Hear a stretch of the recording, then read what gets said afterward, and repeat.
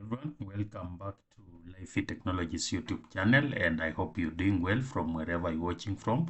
So this is another episode of our Huawei Lab simulation series. Remember, in this series we demonstrate to you how to configure and troubleshoot different networking protocols like OSPF, ISIS, BGP, MPLS, and many other networking technologies on Huawei routing and switching devices. So if you are interested in learning how to operate and manage Huawei routing and switching devices, kindly check out our previous episodes on this series. And just a reminder that if you are yet to subscribe to our channel, kindly support our channel by subscribing and stay tuned in for more upcoming videos. So in this episode 49, we are demonstrating how to implement Wi-Fi using Huawei wireless access controller and access points. So we know that in our workplace, in our homes, we all have the wireless networks. So we've moved from just having the wired network to having both wireless and wired network. You know that the best benefit of having the wireless network is on the mobility. You can freely move around your home, you can freely move around your office while you are still connected on the wireless network. So this is what we'll be demonstrating just to show you how you can configure Wi-Fi or wireless network on Huawei wireless access controller and the access points. So this is the topology that we are using. You can see that we have one wireless access controller, and then we have two APs, and we have 6 STS. So STS will be like the user equipments that are trying to connect to the wireless network. And then we have the access switch. So the access switch is the one that is connecting the AP. So we have two APs, AP1 and AP2. And we have a core switch. So the wireless access controller is connecting to the core switch. So we know that the function of the wireless access controller is to centrally manage the access points. So instead of doing the configurations of the access point one by one, we do all the configurations and manage the access point from the wireless access controller. So it makes it easy to manage and even configure wireless access points. So you can see that we have two APs, as I have mentioned, AP1 and AP2. So we will be configuring the two APs on the wireless access point so that we can have Wi-Fi broadcasted from the two APs. So for the configuration steps, first you need to configure VLANs and ports on access switch, the core switch, and the wireless access point. Remember, we have the access switch and we also have the core switch, and both of them, they will be communicating through VLANs. So we'll be configuring VLAN 10 and VLAN 100. We also need to configure VLAN if interface for AP management VLAN on the access controller and set the access controller as the DHCP server for the APs. So remember, before APs are managed, they need to be able to obtain IP addresses. So there are different ways in which we can assign IP addresses on the APs. We can do it manually, which is not scalable, and sometimes you make configuration errors. So we normally prefer using DHCP, which is configured on the wireless access point, so that the wireless access point will be acting as the DHCP server for the APs. So once the APs are online, they will be assigned IP addresses by the wireless access controller. We also need to specify the CAPWAP source. So remember, whenever you have the wireless access point and the wireless access controller, they will be communicating through the CAPWAP tunnel. So we need to specify the CAPWAP source and configure basic authentication for the APs.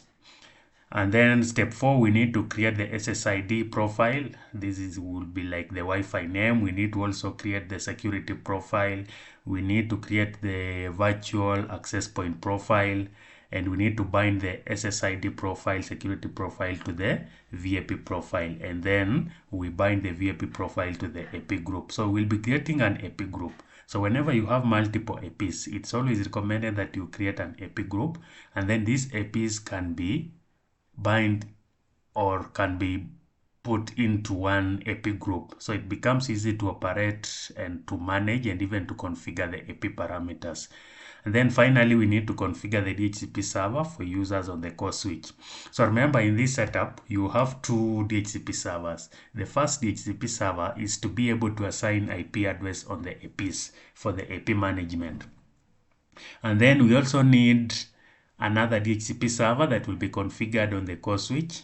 And this DHCP server, the primary function is to assign IP addresses to the STS, or the user equipment that are trying to access the wireless network that we've configured. So that will be the final step, and then we can do verification to ensure that we have connections from the APs to the wireless access point, and also the STAs are able to connect to the Wi-Fi that we've configured. So the first step, we need to do some basic configurations, and these are the basic configurations that we are applying on the access switch, the core switch, and the wireless access point. So on the access switch, we configure two VLANs, VLAN 10 and VLAN 100.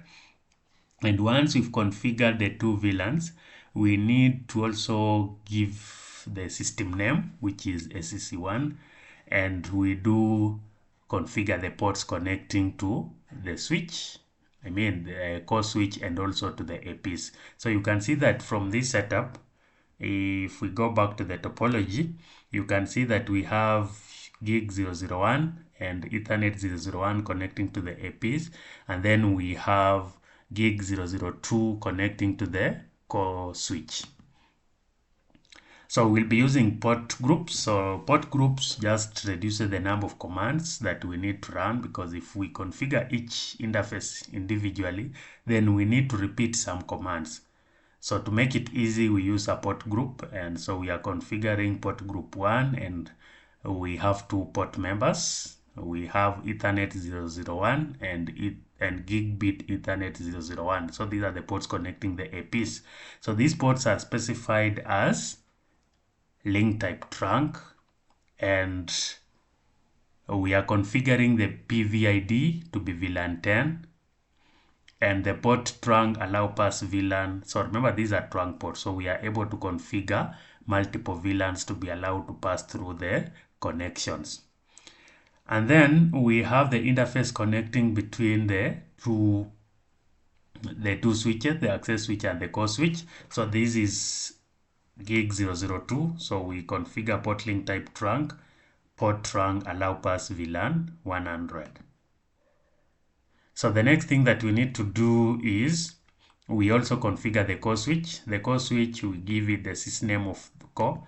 We create the two VLANs, VLAN 10, VLAN 100, and then we also use a port group. So with port groups, we are able to configure the interface, gig 001, the interface that is pointing to the access switch, and then we have the interface connecting to the wireless access point. So we pass the two VLAN 10 and 100. And finally, on the wireless access point, we configure the sysname also. We create the two VLAN, VLAN 10 and VLAN 100. And then we have the interface configurations. So let's first configure the access switch. So I'll copy this, go to the access switch. So this is the access switch. I'll clear the previous configuration that were there and paste. So if I display current configuration, you can see that the interface 001 has been given port trunk PVID VLAN 10, and also we have allowed VLAN 10 and 100 to pass. If you check on this interface 001, we also have PVID of VLAN 10 and VLAN ID 10 and 100 have been allowed to pass. If you check on the back-to-back connection between the two switches, we have also configured it as a trunk port. Remember, the aim of configuring it as a trunk port is to ensure that we can be able to pass multiple VLANs between the switches. So we never configure the interfaces between switches as access port. Normally, it's a trunk port. So this is for access switch 1. Then we look at the core. So for the core configurations, this is the core switch. I will also clear the configuration.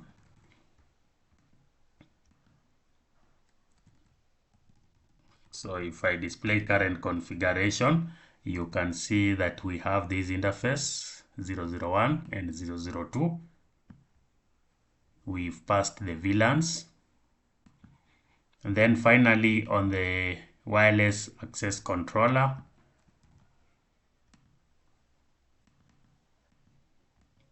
I'll clear again and then configure the wireless access controller. So we have port link type trunk, port trunk allow pass VLAN 10 and 100 on the port connecting to the core switch. Once we've done this, we go to the next step. So the next step is to configure VLAN if interface for AP management VLAN on the SC and set the SC as the DHCP server for the APs. So on this wireless access controller, you can see that we are configuring interface VLAN if 10. So VLAN 10 will be used for the AP management, and then VLAN 100, that is the service VLAN. So we configure the DHCP. Before you do any DHCP configuration, you always have to enable DHCP globally. So you can see here DHCP enable command is configured. We configure the pool. You can see the network that has been assigned. The gateway also is configured as 10.0.10.254. And again, we configure the VLAN if interface that is used as the gateway for the APs, and also it's used as the DHCP select interface when we are doing there. But remember, in this case, we are using IP pool. So we use the command DHCP select global. So this IP pool that we've configured will be used to assign IP addresses for the APs. So I'll copy this, go to the wireless access controller. So on the wireless access controller, I'll paste quit. If I display IP interface brief, you can see that we have the IP configured. If I display current IP pool, maybe I display IP pool, you can see that we have a pool called AP management. And we have the IP address that has been assigned, the gateway, the network, the mask, and you can see the statistics. So once the APs come online and they assign IP addresses, we should be able to see the statistics of this IP pool, AP management. So once we've done that part, we need to now specify the CAPWAP source and configure the basic authentication for APs. So you always have to configure the CAPWAP source interface on the wireless access point. So this is the interface that will be used when the wireless access controller and the APs are communicating with each other. Remember, the APs have to access the wireless access controller to get the configurations, also to get the IP assignment, and many other parameters that need to be configured on the wireless access controller that should be pushed to the wireless access point. So we are using VLAN if 10 that we've configured as our CAPWAP source. And then we also have the VLAN configurations, so the wireless local area network configurations. The first command is we are reporting STA info enable. So the wireless access point should be able to keep some statistics about the STAs or the user equipments, the stations. Then we are configuring a profile, a regulatory domain profile name of propagate. You always have to configure the country code. So the country code is set to CH, which means China. And then we are creating an AP group. So the AP group, we are naming it propagate. And then we are binding the regulatory domain profile to the AP group. So once we've done that, we now need to configure the AP authentication mode. We will be using the MAC authentication. That's why if you check down here, you can see that we are now specifying the APs. So we have AP ID 1, AP MAC is this is the MAC. Then we are adding the AP to the AP group propagate. There is AP name, AP1. Then we have AP ID 2. The MAC address has been given. We are also adding it to the group propagate, and then AP name is AP2. So for us to be able to get this information, we need to, for especially the MAC address, we need to use the display system information on the APs. So when I come to the APs and I display system information, you can see that we can be able to get the MAC address. So you see the MAC address has been given here. So this is the MAC address that you should use. Remember, we are using MAC authentication, so you need to give the correct MAC address. Then you can see the software version that has been installed, the board type, the AP type, and many other details, system name, many other details that you can view when you view the display system information. IP mode has been set to DHCP. It's not static. So we'll be getting an IP address from the wireless access controller through DHCP. So on this AP, we do the same, display system information. So with the system information, you can see that we need to, this is the MAC address that has been specified. So if I go back to the configuration, you will see that we have already specified these MAC addresses in our configuration. So I just need to copy these configurations and paste on our wireless access point. So the AP1, if you check on the APs, you can see that AP1, the name is still Huawei. AP2, the name is also still Huawei. But once we apply these configurations and APs are able to request the configuration from the wireless access point, then the name for the APs will change to AP1 and AP2 from Huawei, because the wireless access controller is able to push the configuration to the APs. So on the wireless access point, we need to do these configurations. If I display these, you can see the parameter that we've configured. You can see the AP ID, AP name, and then AP2, the MAC address, and then AP group. So once we've done these configurations, we can move to the next step. So the next step is to configure SSID profile, a security profile, and VIP profile. So before we can be able to connect to our Wi-Fi, we need all these parameters to be configured. And these are the same parameters that will be pushed towards the AP. So we are configuring an SSID profile name, propagate. So the Wi-Fi name will be propagate. And then we have the security profile. So remember, we need to provide some username and password. I mean the password that when we are trying to log into this Wi-Fi, the Wi-Fi propagate. So the ID or the password will be life_123. And then we configure the VIP profile name. So VIP, of course, the virtual access point, allows the APs to provide the Wi-Fi services to the STS. So we need to configure the VIP profile, and you can see that we are binding the security profile, the SSID profile. We've specified the service VLAN ID 100, which is the service VLAN, and we are also configuring the forward mode to tunnel. Then the AP group name, propagate, VIP profile, we've also configured this parameter. So I need to copy this, go back to the wireless access point. So this wireless access point, paste the configurations, display these, and you can see that now our APs are broadcasting. Once we configure the SSID, we've configured the profiles, we've bind them correctly, you can see that now our APs are able to broadcast the Wi-Fi towards the STS.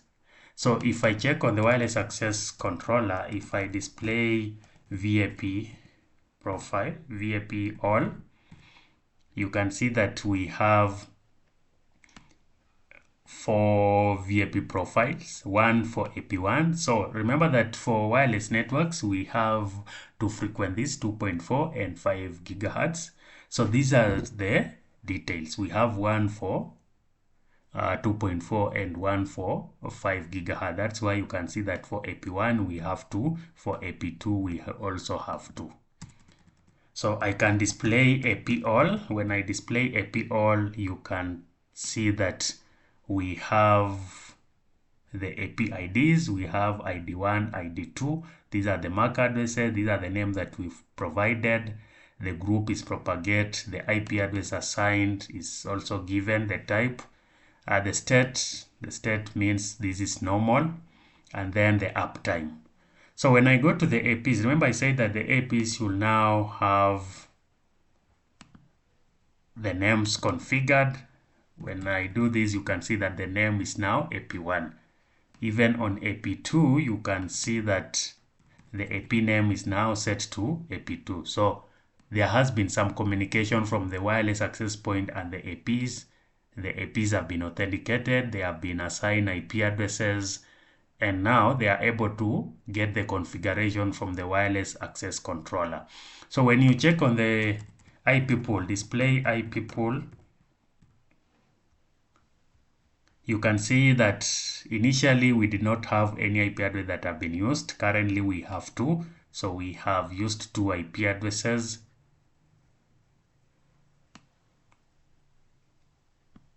We don't have any conflict. In total, we have 253. Two have been used, none has expired. And yeah, you can see these statistics on the wireless access controller. On the AP, I can display IP interface brief. You see that an IP address has been assigned to VLAN 1.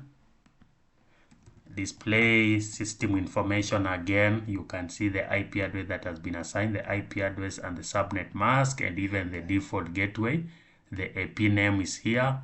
On AP2, display IP interface brief.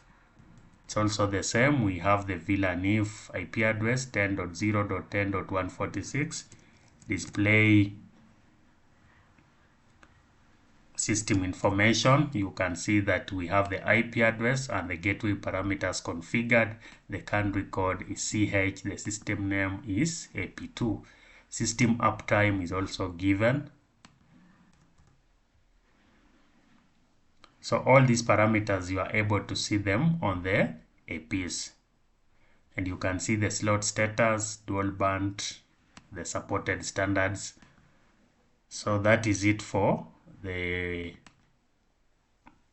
APs. Display AP all again. You see the detail, display AP.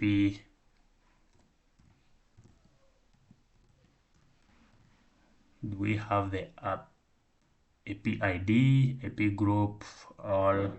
You can give the ID one. Whether we can specify the quad all. Okay, so you can see the details. So the last part, remember now the APs have been onboarded on the wireless access controller. The next step is to now for APs to connect, like the STS to connect the Wi-Fi that has been broadcasted by the access points. So when you check on these routers, you can see that we have the two SSIDs propagate. And if I try to connect, I should not be able to connect, because remember the APs, the STS also need to be assigned IP addresses, and currently they don't have any IP address. So if I check on this STA, I go to command ipconfig. You can see that we don't have an IP address assigned. So what we need to do is to now configure the DHCP server for the STS. So, and this one is configured on the core switch. So on the core switch, I need to enable DHCP and configure the parameters for the wireless devices that will be connecting to the Wi-Fi. So on this node, system view, and then I apply display IP pool.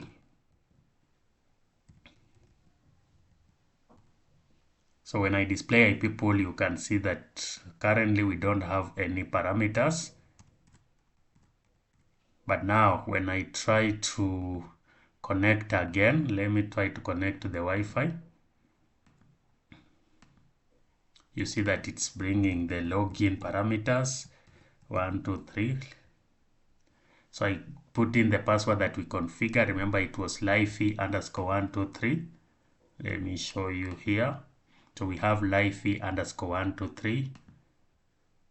I click OK. So it's obtaining an IP address. Let's wait and see. And you can see it's connected. So when I go back to the AP,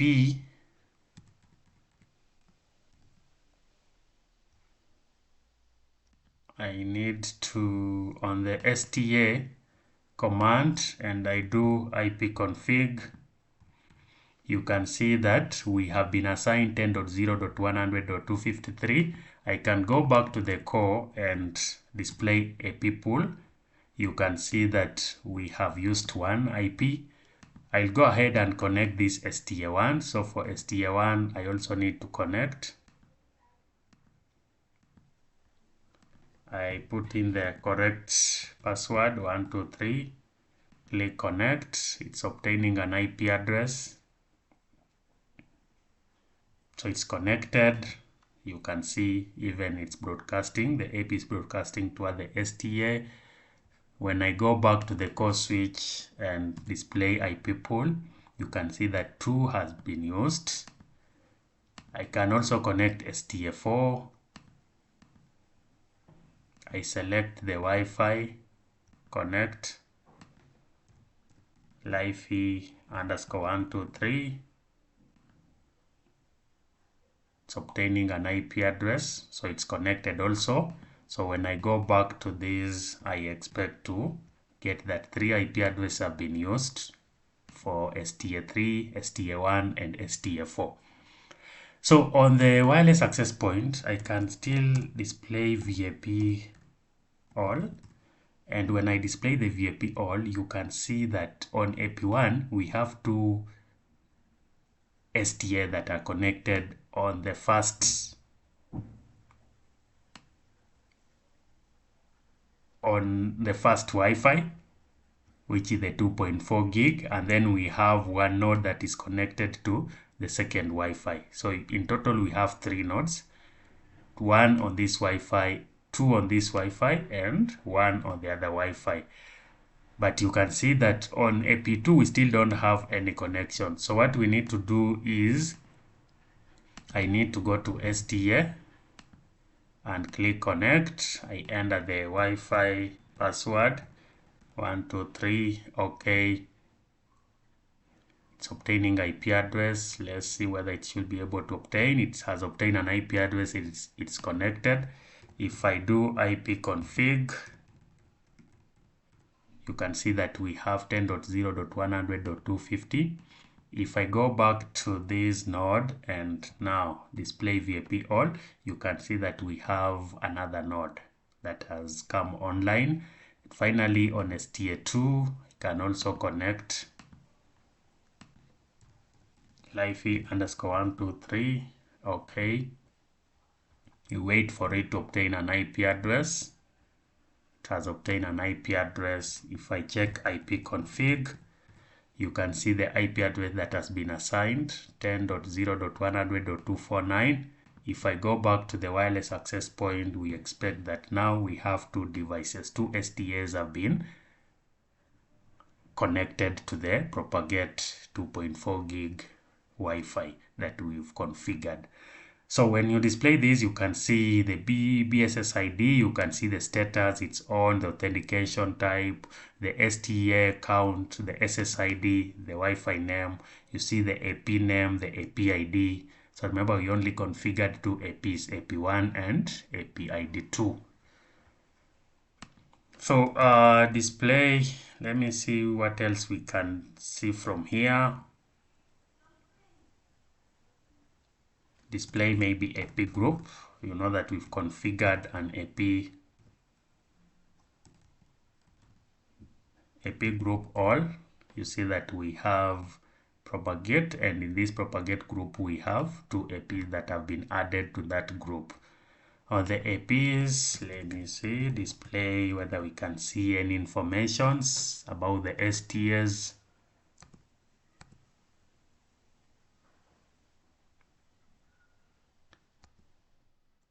We may not be able to see the information about the STAs on the APs.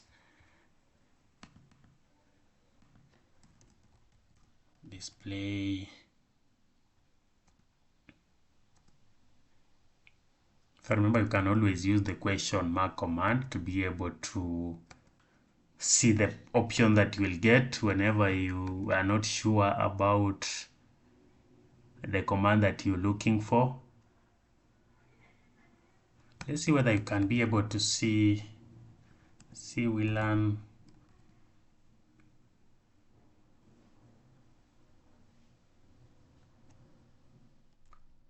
I need to display spectrum analysis. We don't have the server reporter, so we may not be able to get those information. Let me just display security group, security profile all. So we have a security group profile that we've configured. It's called propagate again. And you can see that all these STAs are now able to connect to the Wi-Fi that I'll connect the other one, connect Life_123.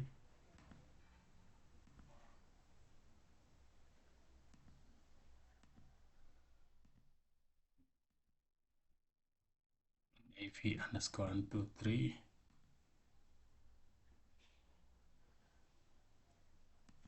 Let me see this.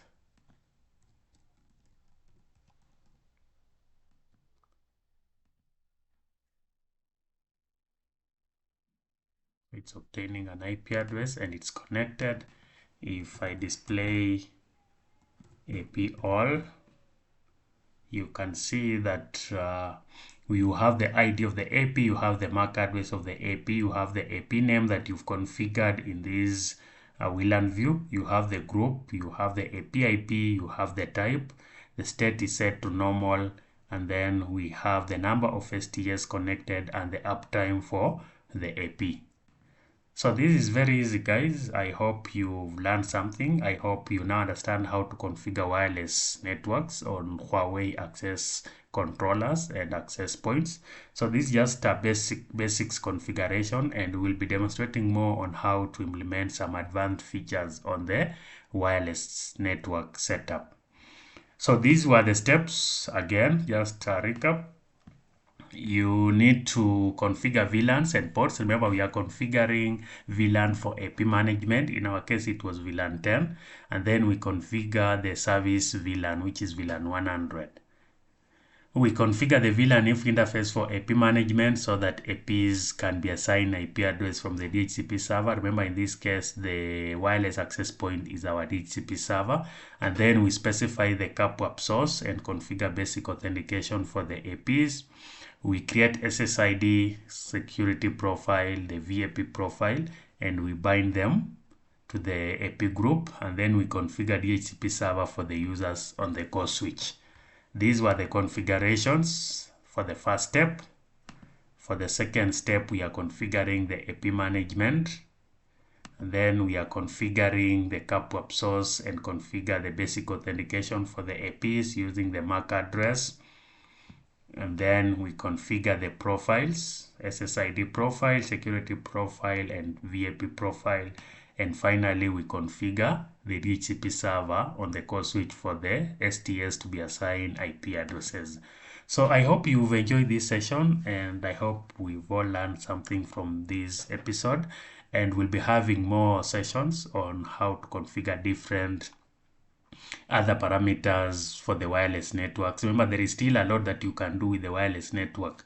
There is still some security aspect. Maybe you need to limit the number of STA that can be connected to a Wi-Fi. All those parameters can be adjusted on the APs. So I hope you've enjoyed this session. I hope we've learned something, and I hope it has been clear. And if you are yet to subscribe to our channel, kindly hit that subscribe button and stay tuned in for more upcoming videos. Thank you again for watching, and see you in our next episode. Bye.